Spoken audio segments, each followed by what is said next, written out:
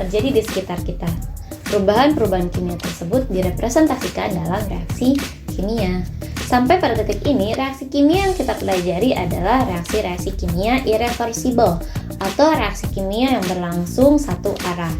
Jadi misalkan ada reaksi kimia berupa reaktan A bereaksi dengan reaktan B menghasilkan produk C dan produk D. Dalam reaksi irreversible, reaksi hanya bisa berlangsung satu arah, yakni dari A bereaksi dengan D menghasilkan C plus D.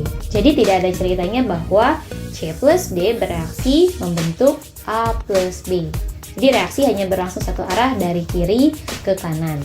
Nah, dalam kehidupan sehari-hari, ternyata dibandingkan reaksi irreversible, lebih banyak reaksi reversible atau reaksi yang dapat bolak-balik atau berlangsung secara dua arah, yakni dari kiri ke kanan dan dari kanan ke kiri. Dimana kalau tadi misalkan kita punya reaksi A plus B menjadi C plus D, dalam reaksi reversible, C plus D bisa bereaksi kembali membentuk A plus B. Jadi reaksinya bisa berlangsung dari kiri ke kanan dan kanan ke kiri. Nah, reaksi reversible ini biasanya ditandai dengan dua tanda panah yang berbeda arah, yakni yang ke kanan dan yang ke kiri. Karena menandai tadi reaksinya bisa berlangsung dari kiri ke kanan maupun dari kanan ke kiri. Pada proses awal reaksi reversible, reaksi akan berlangsung maju dari kiri ke kanan atau dari A plus B membentuk C plus D. Pada suatu titik ketika C plus D-nya sudah terbentuk, C plus D ini akan bereaksi membentuk A plus B kembali, di mana produk akan bereaksi membentuk reaktannya kembali. Jadi reaksi dari kanan ke kiri. Nah, reaksi dari kiri ke kanan dan kanan ke kiri ini akan berlangsung secara terus-menerus dalam waktu yang bersamaan. Karena berlangsung terus-menerus, konsentrasi A, B, C, dan D-nya akan terus berubah hingga pada suatu titik konsentrasi keempat senyawa ini tidak akan berubah lagi. Titik di mana konsentrasi zat-zat yang terlibat dalam reaksi tersebut tidak berubah lagi disebut sebagai keadaan setimbang. Jadi apa yang dimaksud setimbang? Kita akan bahas lebih lanjut. Nah, keadaan kesetimbangan ini kita lihat dalam dua kacamata yang berbeda.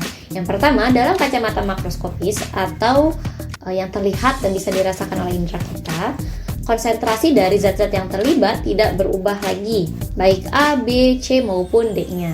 Atau jika reaksi tersebut menunjukkan warna yang mencolok, ya sudah tidak terjadi perubahan warna lagi atau sudah tidak tercium perubahan bau lagi ataupun perubahan suhu misalnya. Namun jika kita lihat dengan kacamata mikroskopis, artinya dalam bentuk molekul-molekulnya gitu ya yang kita lihat, ternyata walaupun proses kesetimbangan sudah dicapai, zat-zat yang terlibat dalam reaksi tersebut tetap bereaksi. Jadi tetap ada A plus B yang bereaksi menjadi C plus D, dan tetap ada C plus D yang bereaksi menjadi A plus B. Jadi sebetulnya reaksinya tidak pernah berhenti. Terus kok konsentrasinya nggak berubah sih, Bun?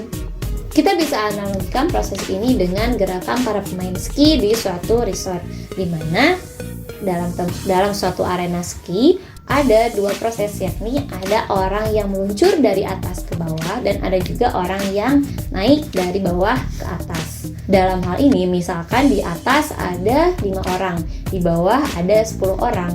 Dalam waktu yang bersamaan ada satu orang yang naik dan ada satu orang yang turun, di mana kecepatan orang naik dan orang turun tersebut adalah sama. Ketika orang di bawah sudah nyampe ke atas, orang yang di atas juga sudah nyampe ke bawah. Jadi kan perubahannya nggak kelihatan ya, orang yang di bawah tetap 10 dan orang yang di atas tetap 5. Nah, seperti itulah gambarannya. Jadi karena proses A plus B terus berlangsung dan C plus D juga terus berlangsung dalam kecepatan reaksi yang sama, atau kemarin kita sebut sebagai laju reaksi yang sama ya, maka dari itu konsentrasinya terlihat tidak berubah lagi, atau tidak terlihat ada perubahan warna, atau tidak terlihat atau tidak tercium adanya perubahan bau ataupun tidak terasa perubahan suhu. Karena tadi laju reaksi dari kiri ke kanan sama dengan laju reaksi dari kanan ke kiri. Jadi perubahannya tidak terlihat. Nah, proses ini kita sebut sebagai kesetimbangan dinamis. Nah, reaksi kesetimbangan ini kemudian kita bagi menjadi dua, yakni pertama ada kesetimbangan homogen dan reaksi kesetimbangan heterogen. Nah, reaksi kesetimbangan homogen misalnya ada reaksi kesetimbangan antara gas-gas nitrogen yang bereaksi dengan gas hidrogen membentuk gas amonia.